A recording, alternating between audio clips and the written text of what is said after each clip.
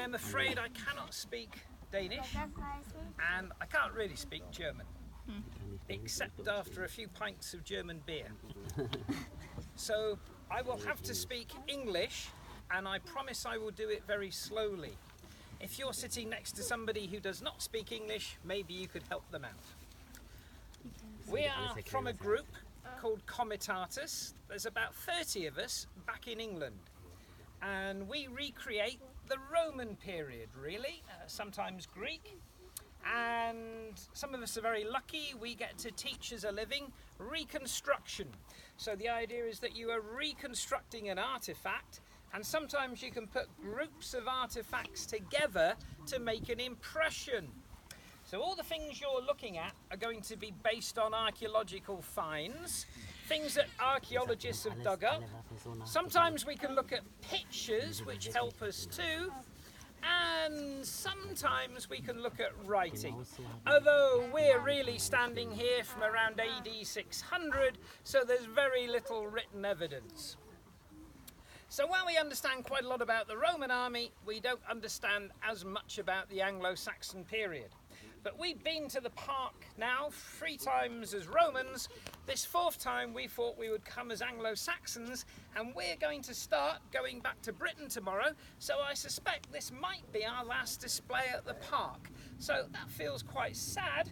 Obviously it's a fantastic resource for the local community. It pulls in all of you, and we come from a long way, and other people come from a long way to visit here.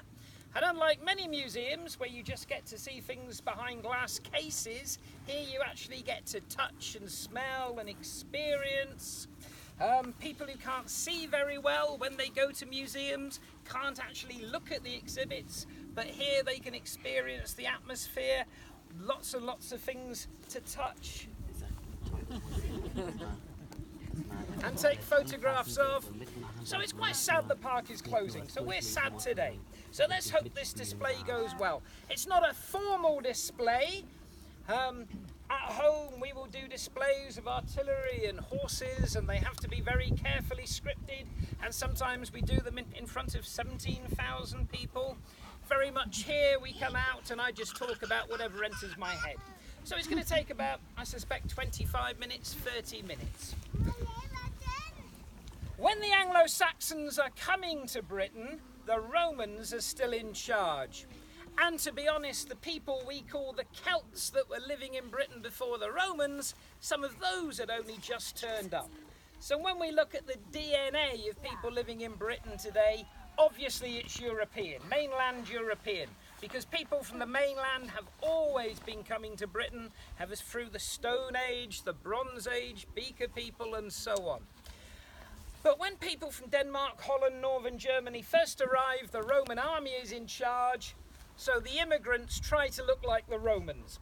They will wear Roman buckles, Roman uniforms, Roman brooches, use Roman pots. So if an archaeologist digs up a skeleton, for them, that person's going to look like a Roman.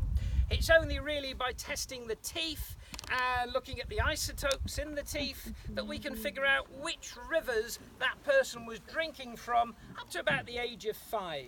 If you've got enough time and enough money, you might be able to figure out where your skeleton was brought up. But when the Roman army leaves Britain, taking ideas like money and the potter's wheel with them, more and more people from northern mainland Europe start coming to settle, because it is a time of climate change.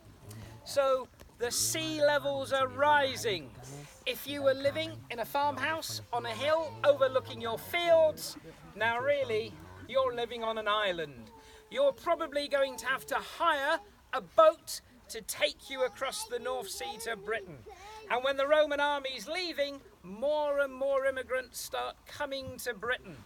It's not really an invasion. Your family may come and live in one valley and your family in the valley next door, and you can get together and make a tribe, and maybe your tribe and this tribe can form a kingdom over time. The people living there, we can just call them the Britons or the Romano-Britons. Certainly in the West, where I come from, we're still writing Latin poetry. They were still getting their wine from North Africa. When the English arrive, they're really digging holes, putting their houses on top, drinking beer. So the Britons would see themselves as civilized, as Christians, while the barbarian Angles are coming to Angleland, England. It's really the story of the coming of the English. And as more and more of them come, the Britons in the east of the country want to look like the Anglo-Saxons. So now it's the Britons that start wearing Anglo-Saxon buckles, Anglo-Saxon clothes, giving themselves Germanic names. So we're not too sure how many Anglo-Saxons actually arrive in Britain. Maybe not that many, but they become the ruling class. If we look at dress of the time, it's really quite simple. Try to refrain from making jokes. Very simple turn shoes, not waterproofed. They're just there to keep the mud out from between your toes. Rather than socks, just strips of material wrapped around the foot and the lower leg. Relatively tight-fitting hose could be pulled up the leg or rolled down and worn as socks over quite long baggy underwear. We have a simple shirt made from linen. Linen is nice to be worn next to the skin, but it's hard to dye any colour, and it's hard for them to get colours fast. So they would be used to what we would call pastel colours, quite light colours. We don't really know how long these clothes would be, but we can find bits of the material so we can figure out the weave and the colour, because it sticks to the iron and the bronze as it oxidises and rusts in the ground. Very simple buckles and hoods rather than hats seem to be normal to keep off the sun and the rain. Higher status men would wear wrap-over jackets, a sort of riding jacket that they're copying from the East. They're never lined, it's just a simple piece of wool, but maybe trimmed with fur and silk. And we can see pictures of warriors wearing these on the helmets from the time. Now, ladies, when the Anglo-Saxons arrive in Britain, are wearing a tube dress. But everybody's worn a tube dress, really, since classical Greece. It's something you find all over Europe. What marks them as different are the brooches that women wear. Those brooches will tell us which tribe you belong to when you were buried. And they can be decorated with glass beads, beads made of bone and stone. But around 600, Christianity starts coming to Britain from France, and then we're just going to see beads of amber and nothing but amber. And the dresses are going to change. This tube dress, one size fits everybody. Buckles tend to be for men. We can see a knife, and then these two girdle hangers or belt hangers.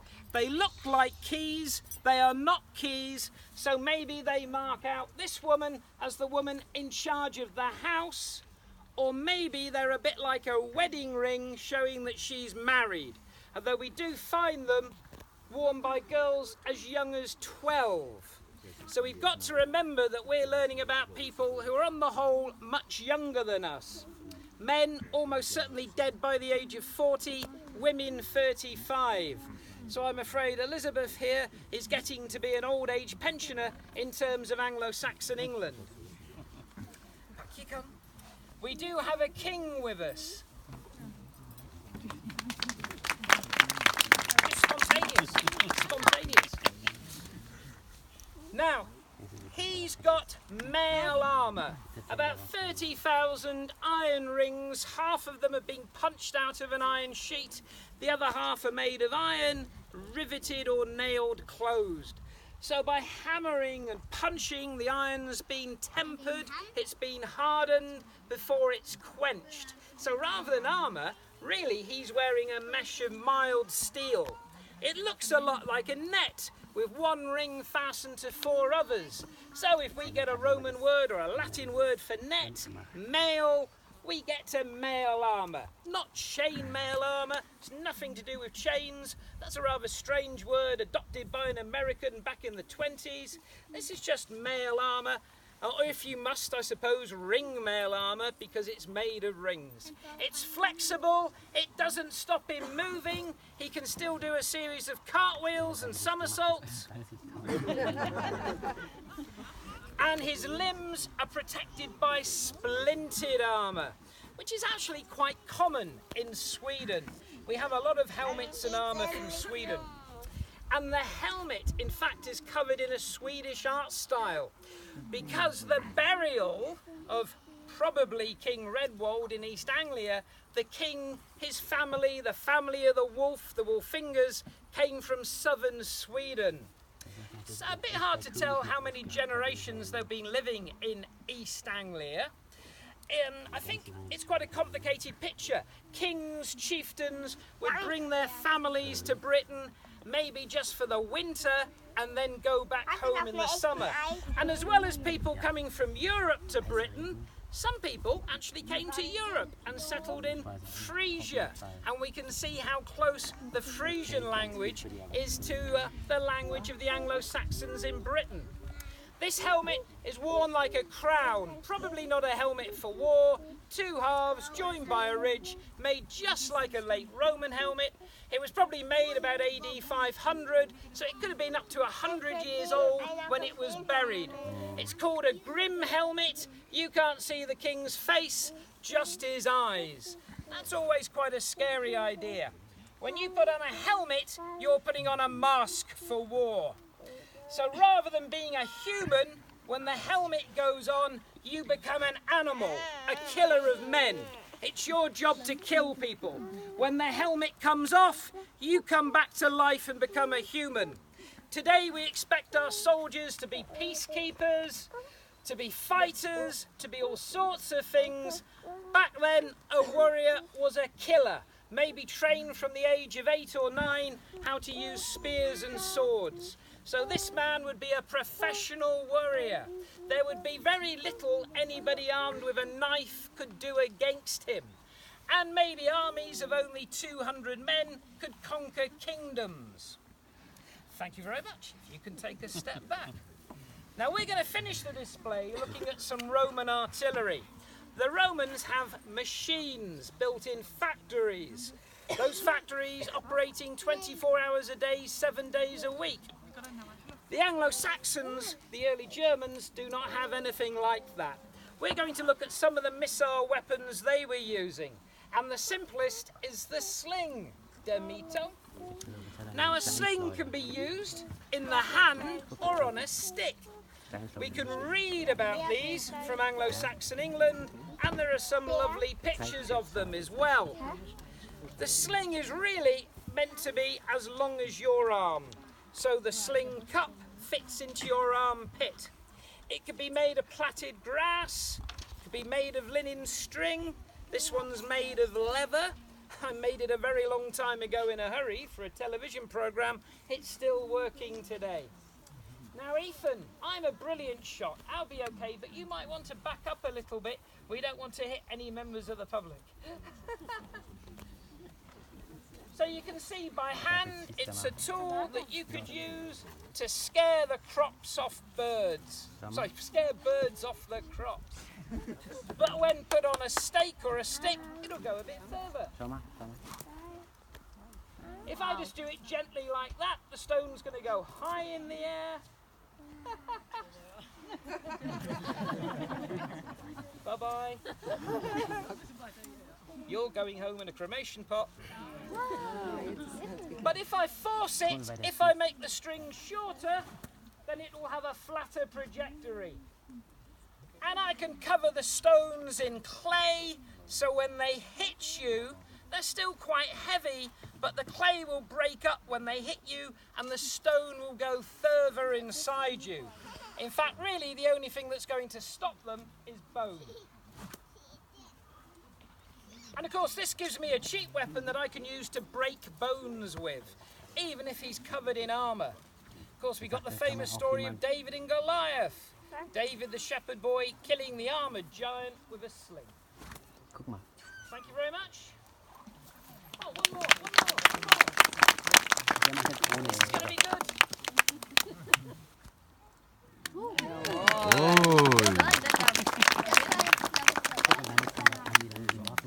Now we're going to move on to bows. And these are really beautiful objects that we brought with us today. Now the simplest wood to use is ash. Odin has himself nailed to the world tree an ash tree. A man carries an ash spear. Most bows will be made of ash. If they're properly strung, you can fit a fistable, a fist and a thumb between the string and the stave. Walk up and down for me. Ash is a relatively common wood. We're going to find lots of it. Elm is a better wood for the bow because it doesn't like to be compressed. In fact, it's pretty much the same as yew, or taxis, I believe it's called in Danish. The Latin word is taxis precata. You want the bow to be without knots, nice and smooth, so you need a close grain wood that's probably grown on north-facing slopes in mountains, so it's a very tight grain, it's very strong.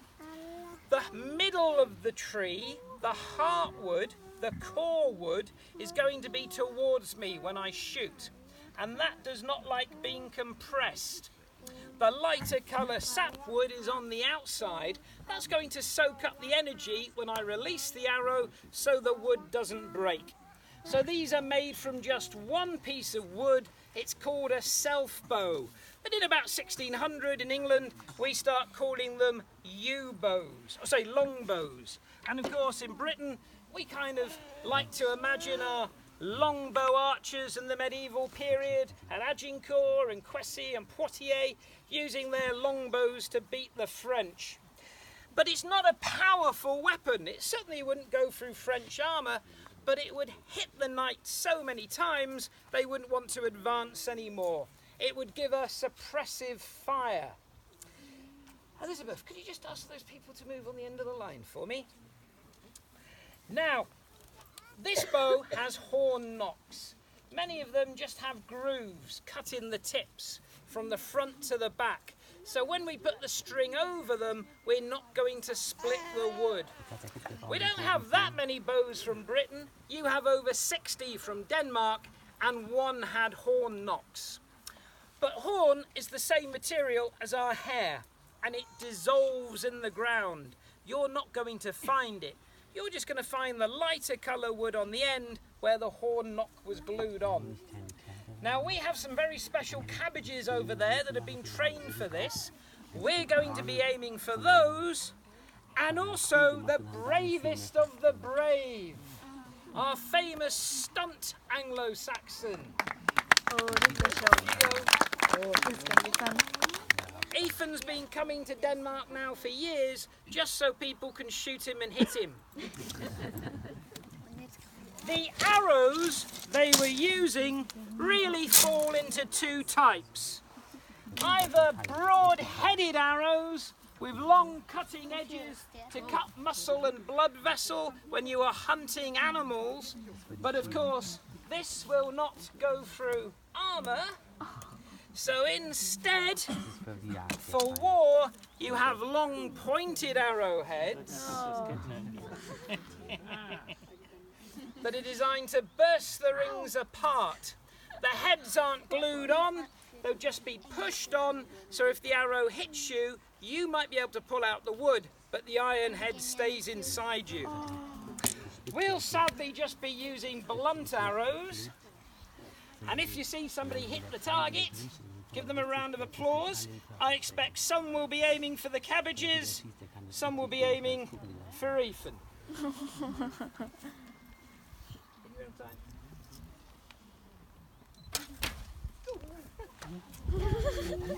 Messed up. Next, yeah. Or Ethan. Yeah, sorry.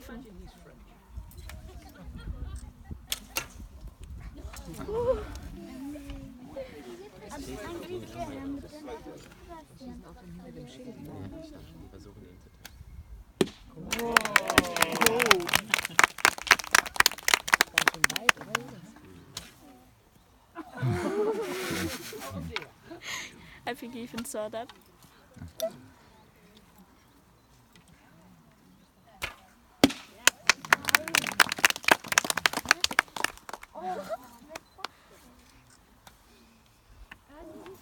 Tom, you better hurry up, we're leaving on Saturday.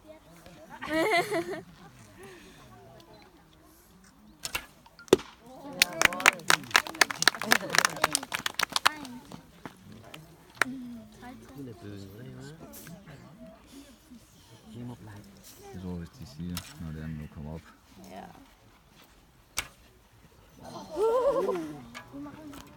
Der er ikke nogen, der har ramt de der kålhuer nu. Nej. Det er sådan træerne der ene.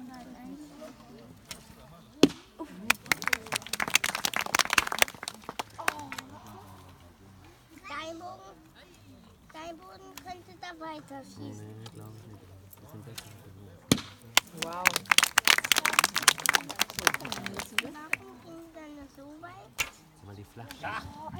Die schießen nicht nach oben. Die schießen. Kan man ikke egenskøjse med? Jeg tror, at Isa er den næste at ramme Ja. Der schießt gerade. Weißt du, Dann der hat es schießt nicht das nach oben. Wenn er Detail. nach oben schießen würde, könnte er nach det fünf. største mål. Ram nu de der kålhuer. Det ville være sjovt. Jawohl. Just him. Come on. Überall Pfeile. Cabbage.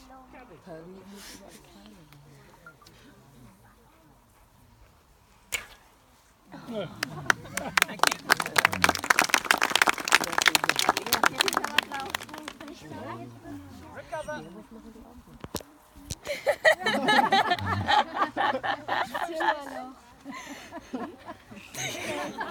Schau mal an Pfeile im Mund. Schau mal, machen Spaß. Jonas? Oh je.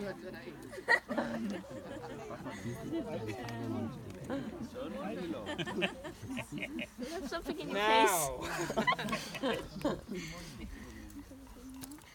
This is a javelin. Obviously a bow takes time to make, years and years and years to master. We haven't managed it. Javelins are easy to make, but this is slightly different. This is called an angon. It's a javelin just for war. I can't use it to go hunting with. It's really made for embedding in shields and people. These two spikes called barbs stop you pulling it out of the wound or a shield. Things you throw and shoot, like arrowheads, are just made of iron. So if this hits a stone or a tooth or a bone and is chipped, I can refile it and resharpen it.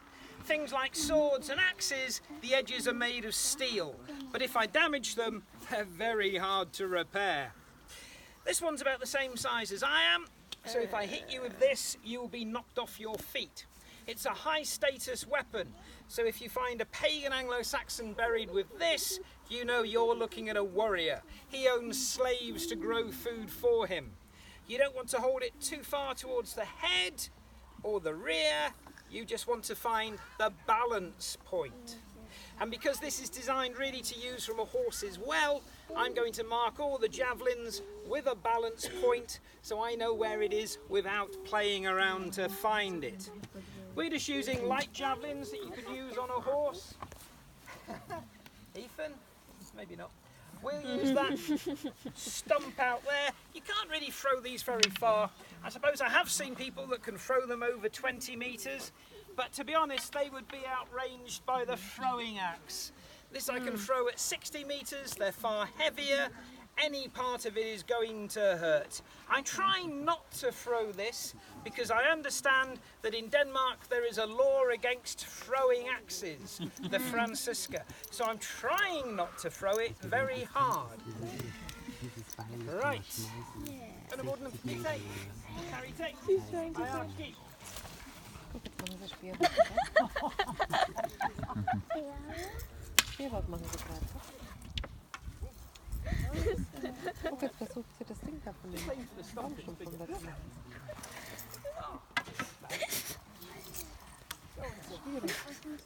Das ist schwer.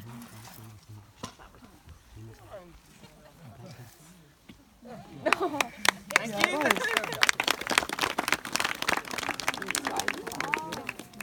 She's playing a scavenger hunt for arrows. Und jetzt kommt die Axt. Wow. Hey!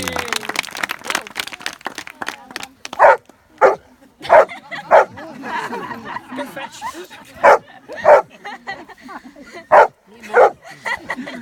Spears. Huh? Woof. Woof. Now, we have two spears here. The spear is made of ash wood, so remember, a man carries a spear. So in Anglo-Saxon, a man, an ashk. This is ashk. It has a ferrule on the bottom that I can use to stick it upright, leave it standing in the ground. It also means that I can deliver a killing blow from foot or on horseback against an opponent on the floor. It's the perfect shape for punching a hole through the back of the skull into the brain or through the ribs into the bladder and kidneys. This is the business end. In case it rains, I can clean, dry off the shaft and the head.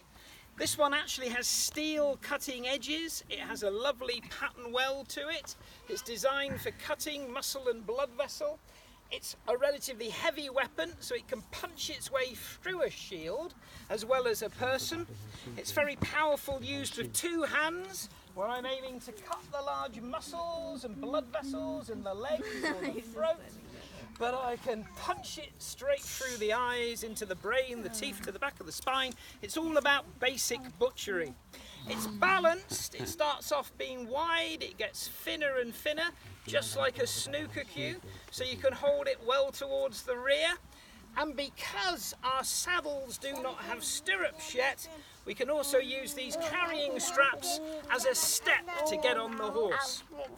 A spear just made for war is this long spike designed to punch its way through a shield and armour. So once again, no cutting edges. This isn't used for hunting, this is just used for killing people. If you found this type of spearhead, a Swanton Class B1 spearhead in a grave, you know that you're looking at a high status warrior. We're going to bring on our king, who has changed into a fighting helmet. One of the 5 Anglo-Saxon helmets found. Maybe it belonged to a general or a prince. Very simply made, but of course every time you hammer the iron, you harden it. And they believed that wild boar, wild pigs could protect them. Next to him, with a capped spear, we have a standard warrior. He's not poor, he's not a peasant. This helmet marks him out as being incredibly important, but he's more like an everyday warrior. No armour, no sword, maybe 1 in 80 men would have a sword, pattern welded, iron, with a steel edge, literally capable of cutting a man in half from his shoulder to his hip. So, our leader, our Theoden, doesn't want to fence, he just wants to hit his opponent once, as hard as he can. He doesn't want to land a blow straight on, he wants to land a blow at 30 degrees and draw the edge through the wound, twisting his wrist, making the cut larger. You've got to keep your distance to use your spear, and feel free to use either end. Good luck.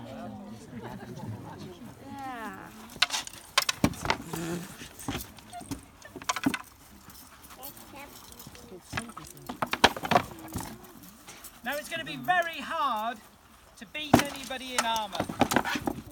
You've got to land a good blow to penetrate. But of course the armour's very heavy. Ah, neatly done. Breather. One more.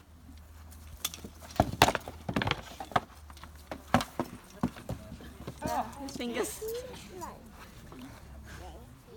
Oh, right. you don't want me to wear you out, do you? Let's give him a round of applause. Well done.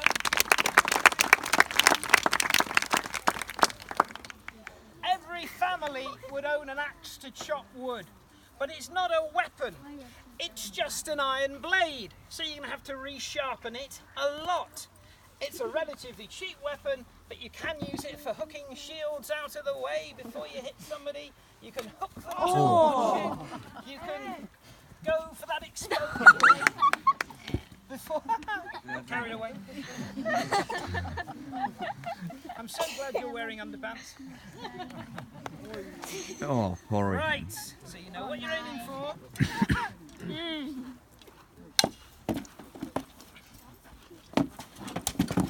Oh, so an axe, when it hits stone, is going to cut out a wedge.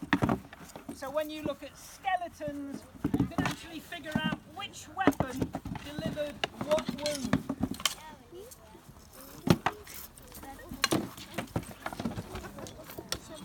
That would hurt. Yeah. Let's give him a round of applause.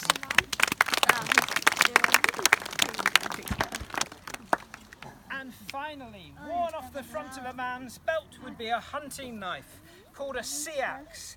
This is a very simple example. They're made for hunting, for chopping an animal up. So they have a very wide back edge that you can use to hammer through muscle and bone. Seems that Anglo-Saxon men wore these a lot. Some of them are buried with them. It might have been used for war, we do not know. But in that great Anglo-Saxon poem, Beowulf, the hero Beowulf certainly does use one. And if you're stuck in a crush with men all around you, a short weapon like this enables you to get it into the shield and repeatedly use the point to try to break open the mail armour. You might not break it open the first time, but after I've hit it maybe 20 times, I'm beginning to prise the links open. So you're going to have to get in close.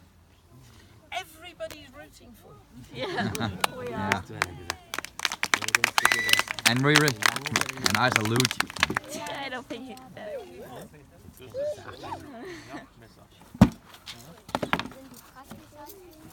Ja, das hängt davon ab, wie nah du... Das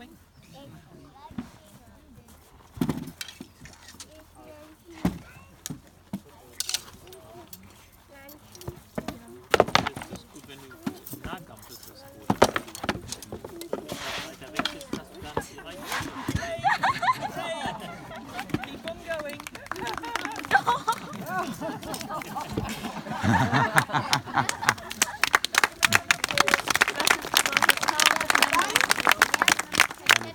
Congratulations. You may have won that. Are we all okay? So, ladies and gentlemen, that's a bit of fun. On a serious note, I do wonder how much reconstructing these things can teach us. We have to get the iron exactly right, we have to get the armour exactly right. Quite often tests are done on the dead bodies of pigs that you have to skin first, because pig skin is 3 times as thick as human skin, and we look at the marks on the bone. But if I hit somebody, we could say it takes me 60 joules of energy to punch through their skin. But our skin is much thicker on the back of our neck than on the rest of our body. Think where a mother cat picks up her kittens in the back of their neck. And if I hit you, you're probably falling over backwards anyway, which robs the blow of much of its force. Reenactors today, obviously we're using blunt weapons. A blunt sword is much heavier than a sharp sword, so it's harder to use over a period of time. So while fighting is good fun, actually the archaeological evidence is perhaps even more interesting. Now, we're going to move on to some Roman artillery, and we're going to use the onager. The word means a wild donkey or ass, because it kicks. People used to hunt donkeys in those days. I suppose you could still do it in the past. It kicks when you shoot it, and really it is just half a ballista. So it is a much larger arm, held under tension by this skein of rope. They were using rope made from dried animal sinew. Obviously we can't get rope like that today, and when we do it's not very reliable, so we're using pre-stretched nylon. So all the power is held in that twisted rope. We've got to winch the arm back, so they're winding off the rope, giving them some slack to attach the winch to the arm. There's a claw that's going to hold the arm, and that claw represents the archer's fingers. We'll put a pin that holds it securely in, just as a safety feature. And when they're winching it back together at the same time, there's actually a ratchet system, so if anything breaks the machine, well, the arm isn't going to hit the frame and go off. So it's a very safe example. Now these machines started to be built in the 1860s by the Prussian and French armies, trying to outdo each other. And certainly since the 1940s, far more examples have been made. And most of them have this frame. So the arm is going to go forward and hit the frame. But actually we're beginning to think if you didn't have that frame, it would be a better weapon. Instead you could build an embankment of dirt and the arm would be hitting that.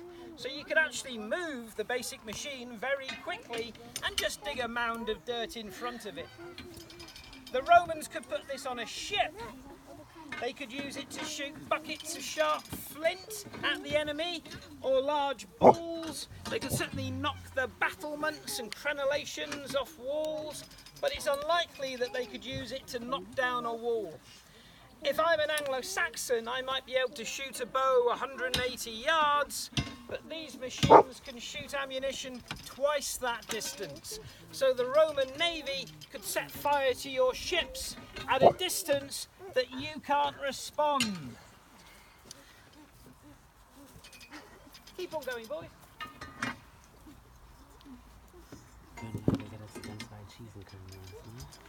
We think that by the later Roman army they would use regiments of these machines, so they could clear stretches of wall.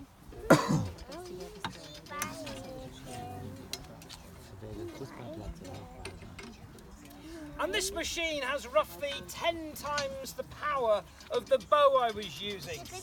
And rather than shooting a light arrow, these are going to be shooting heavy objects. If we shot a stone from it, the performance would be quite good, but we're going to be using lumps of wood,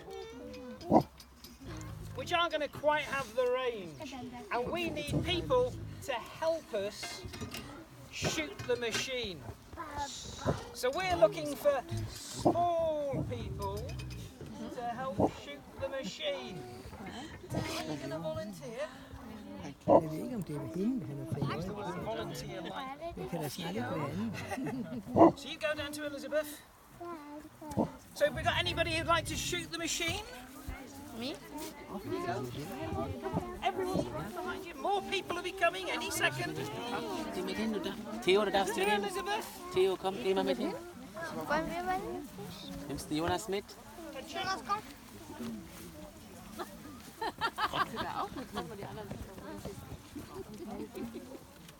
Now we've got to line them up and tell them what to do.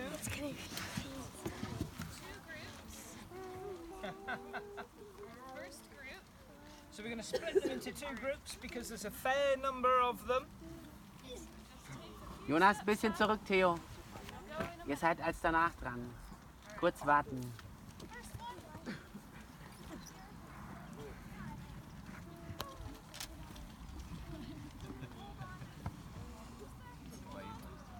This is a great way of shooting 8 children at a time into the lake.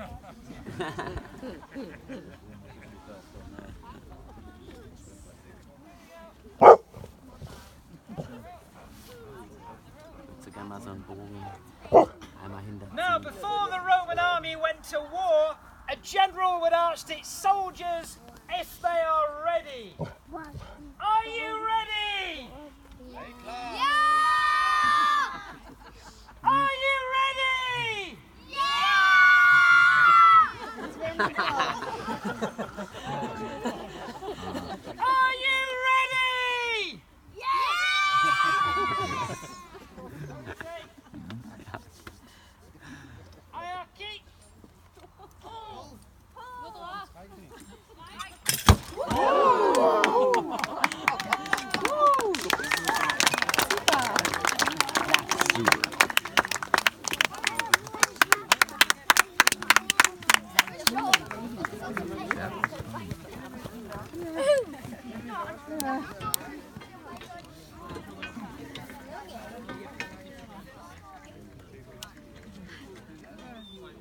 Chieftains and kings from this area. No, go on, you can.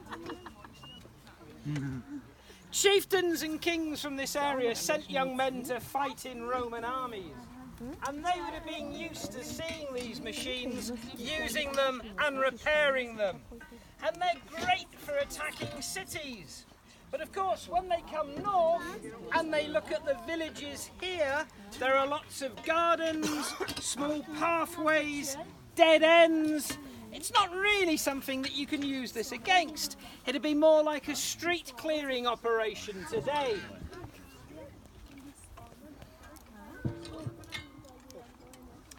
We would certainly have Roman ships behind us on the Wadden Sea. The Romans wanted to be in charge of the amber trade, and in fact we find considerable numbers of Roman swords in this area. One of the men living on the hill over there may have served in the Roman army. And he brought back a lot of wealth with him.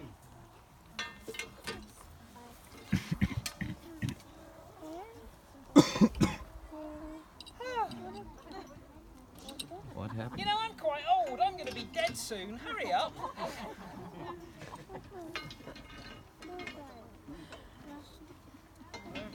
So we're still slackening off the machine. To be honest, this is a weapon system that's going to be used for over 1,000 years. Until from China, we get the idea of the trebuchet or the mangonel.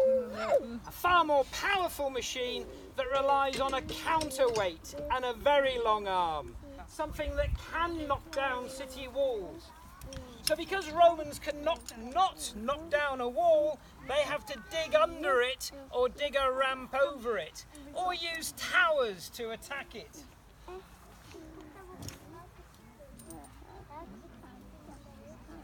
So if I did want to get over a wall, I would have batteries of ballistae shooting the defenders, so I can make batteries of onagers closer to the wall, and I'm gently building up a ramp.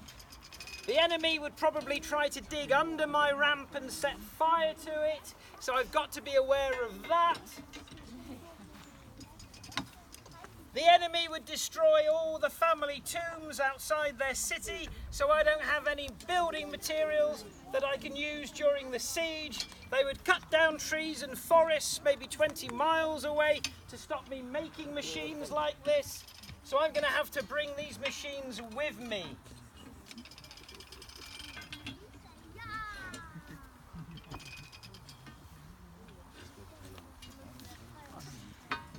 If you ran out of rope made from dried animal sinew, the women of the town would donate their hair.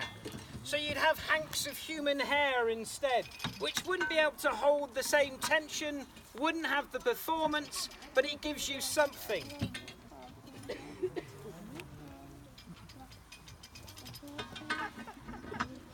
Together. It's easier together. Accelera.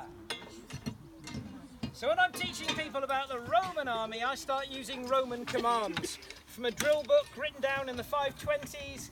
The book was written in Greek, but the commands are still in Latin. And I find that whichever country I go to, people will normally understand Latin.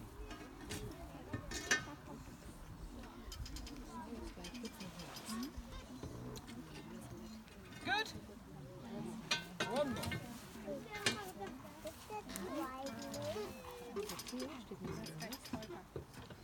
You can see how large the oak beams have to be to withstand the tension.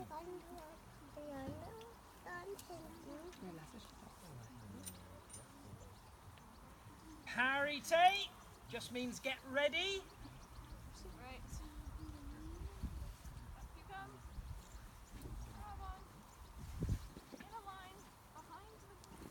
Now the Parker's being very clever. The actual arm itself has a steel beam down inside it. So this is an incredibly safe machine.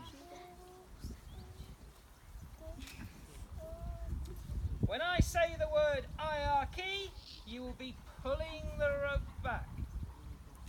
Parite.